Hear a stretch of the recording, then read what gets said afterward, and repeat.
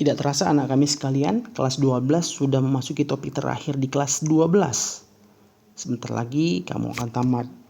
Topik terakhir dalam pelajaran fisika adalah energi. Energi itu adalah kemampuan untuk melakukan kerja. Jadi tanpa energi kamu tidak bisa melakukan usaha.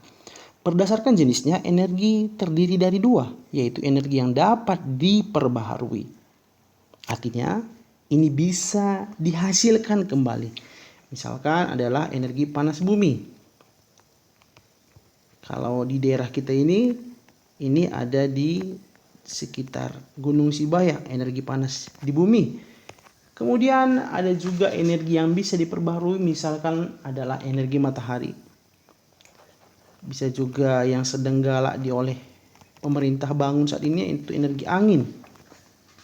Ada juga energi air yang sering kita nikmati. Kalau di Sumatera Utara itu ada di PLTA Sigura-gura. Ada juga energi lautan. Jadi Tuhan sudah menyediakan begitu banyak sumber-sumber energi yang bisa dipakai oleh manusia. Dan yang paling getol saat ini dilakukan oleh pemerintah adalah energi biomasa, yaitu pengolahan dari katakanlah kelapa sawit untuk diolah menjadi solar. Topik hari ini masih sekitar untuk menambah wawasan kamu. Sementara energi yang tidak dapat diperbaharui artinya suatu saat akan habis. Ini sudah pasti energi fosil, misalkan energi batu bara, katakan lagi energi minyak bumi, bahkan mungkin juga energi nuklir karena bahannya suatu saat akan habis jika dipakai berlebihan. Masalah yang timbul pada energi tak terbarukan adalah suatu saat bahan bakunya itu akan habis. Oleh karena itu, seluruh dunia berlomba-lomba untuk mencari sumber energi, terkhusus energi yang dapat diperbaharui. Energi dari fosil sudah Bapak jelaskan tadi secara singkat, suatu saat akan habis. Silakan kamu baca, simak. Silakan berhentikan slide ini untuk menyimak dengan baik. Ada batu bara, ada minyak bumi dan gas alam. Termasuk LPG yang kamu pakai di rumah itu adalah gas alam. Suatu saat akan habis. Sumber energi terbarukan yaitu energi panas bumi, energi surya, tenaga angin, tenaga air, dan biomasa. Dan masih banyak sumber energi lain yang Bapak sebutkan di sini bukan sebuah ketetapan, kamu boleh mencari yang lain. Bapak ceritakan sedikit tentang energi tenaga air. Pada prinsipnya kalau kita punya sebuah baterai dan baterai ini kita hubungkan ke sebuah dinamo, maka yang terjadi adalah dinamo akan berputar. Di sini ada perubahan energi listrik menjadi energi gerak. Hukum kekekalan energi, silakan disimak. Energi tidak dapat diciptakan atau dimusnahkan, tapi dapat berubah bentuk. Maka anak kami sekalian, bagaimana kalau seandainya Bapak punya dinamo, ada baling-balingnya, dinamonya atau baling-balingnya ini yang Bapak putar, maka dia akan menghasilkan energi listrik. Kalau dihubungkan ini ke lampu, maka lampunya akan menyala. Konsep inilah yang digunakan untuk menjadi pembangkit listrik tenaga air.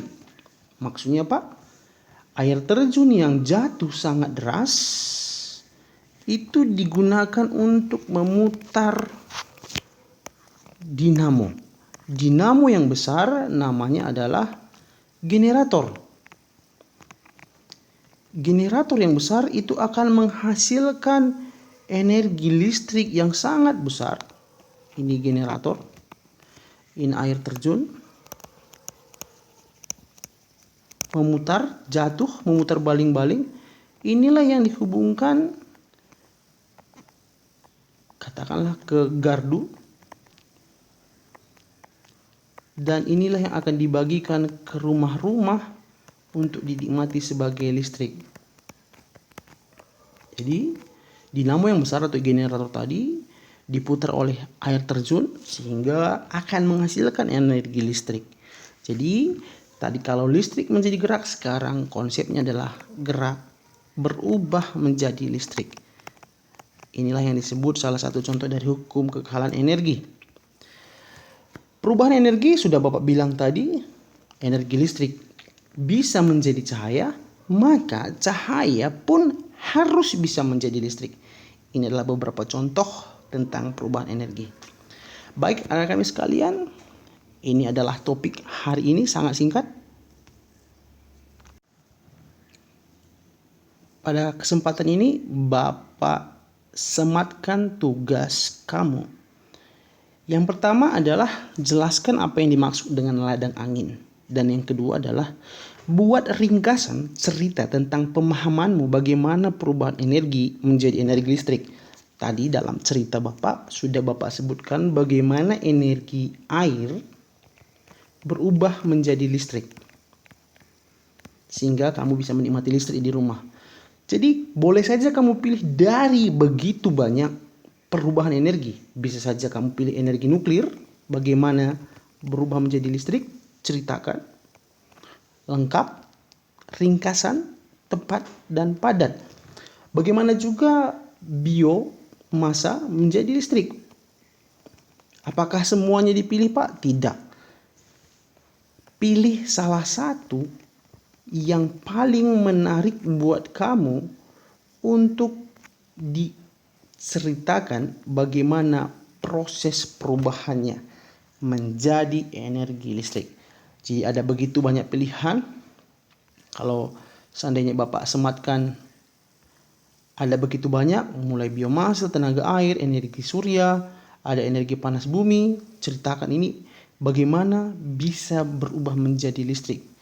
Jadi kamu boleh pilih dari begitu banyak bagaimana ini bisa menjadi energi listrik. Bisa saja nuklir, biomasa, angin, gas, bisa saja minyak bumi, bisa saja batu bara, dan lain-lain.